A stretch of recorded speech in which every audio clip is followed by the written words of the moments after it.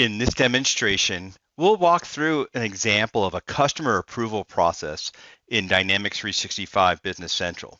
Now, keep in mind, this demo provides just an illustration of some of the basic business processes, such as onboarding a new customer, which takes place in many organizations. In the technology here being applied includes Business Central, Microsoft Outlook, Microsoft Teams, and behind all of this is Microsoft Flow. It'll also incorporate three unique personas. You've got a sales representative who will create the new customer. We have the administrator who will approve the customer and their credit terms, and also the customer who will receive a welcome email as part of an onboarding process. So again, here's the sales representative will create a new customer. The administrator will approve the credit terms via Outlook.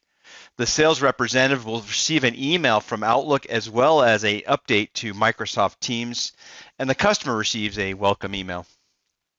So the first step is to create the new customer. So I'm logged in as one of my sales representatives named Alex Wilbur, and Alex got a new customer who he selects the new customer right from within the home page.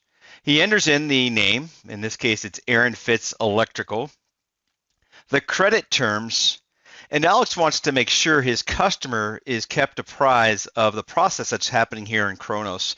So he enters in the email address to send to the customer.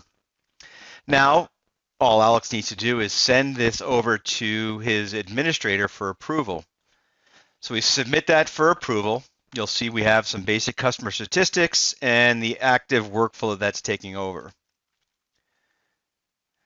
The next step would be for me to, as the administrator, approve the credit terms. So I get an email notifying me that there's a pending action. This is all powered by Microsoft Flow.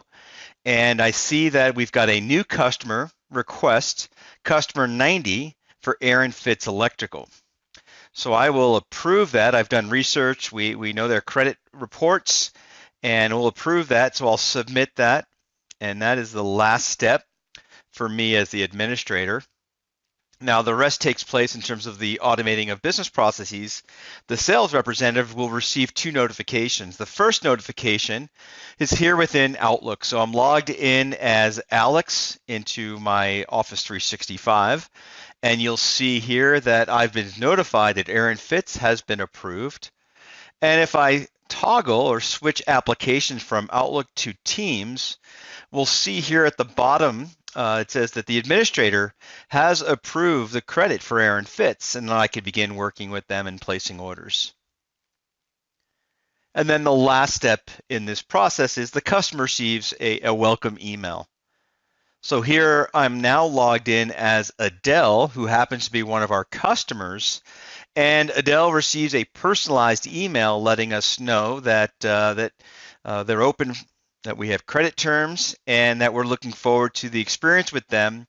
And just a sample, kind of an onboarding checklist. Make sure you create some information, your profile. You can access our training videos and any upcoming webinars. So the purpose of this scenario, the customer approval process, was really just to walk through kind of some technologies that are automating a very standard business process, such as a customer approval and onboarding. The benefit was to increase productivity, spend much less time on data entry, and automating a process for that organization.